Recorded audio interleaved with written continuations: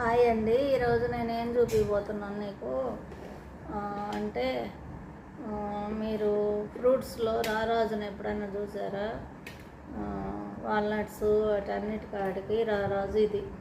ఏంటిది ఇది మీకు తెలుసా? కనుక్కోండి.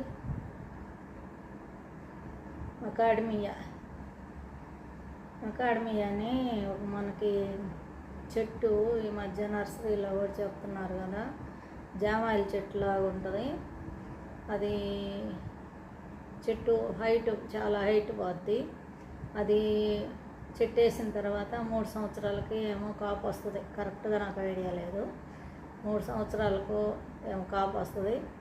ఆ కాయలు దాని కాయలే ఇవి మకాడమియా. చూసారా ఎప్పుడైనా ఇట్లా మకాడమియా? వాల్నట్స్ అన్నిటికాడికి అన్ని నట్స్ కాడికి ఇవి చాలా కాస్ట్ ఎక్కువ, చాలా ఖరీదు కలిగి, చాలా విలువైనవి, చాలా ఆరోగ్యవంతమైనవి.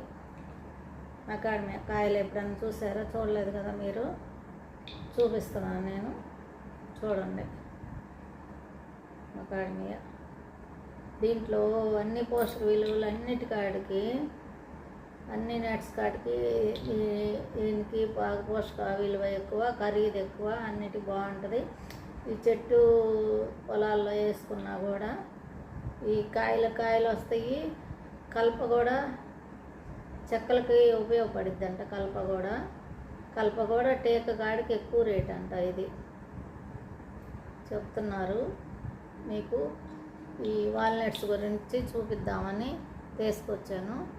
ఇగోండి, ఇది ఇట్లా మధ్యలో ఇట్లా గీట ఉంటుంది, కనపడుతుందా మీకు? గీత అది కాయలోనే వస్తుంది అట్టుంది. మా అబ్బాయి దుబాయ్లో వస్తా తెచ్చాడు. కొంచెం శాంపిల్కి చూపిస్తున్నాను నేను. మొన్నే వీడియో తీద్దామంటే కుదరలేదు. ఇప్పుడు 2-3 కాయలు ఉంటే చూపిస్తున్నాను నేను. అట్టి పెట్టాను, వీడియో కోసం అట్టి పెట్టాను. కాయలు వాల్నట్స్ కాడికి ఇది కాస్ట్ ఎక్కువ. మకాడమియా ఫ్రూట్స్ ఇది వలగటం కూడా ఇట్లా చేతికి రాదు, ఇట్లా రాదు. పగలు కొడితేనేమో లోపల పొడమైపోద్ది. ఇప్పుడు ఇది ఏం చేయాలంటే దానికి ఇది ఇస్తారు, ఈ పిన్ ఇస్తారు కాయలు ఒలుచుకోవటానికి.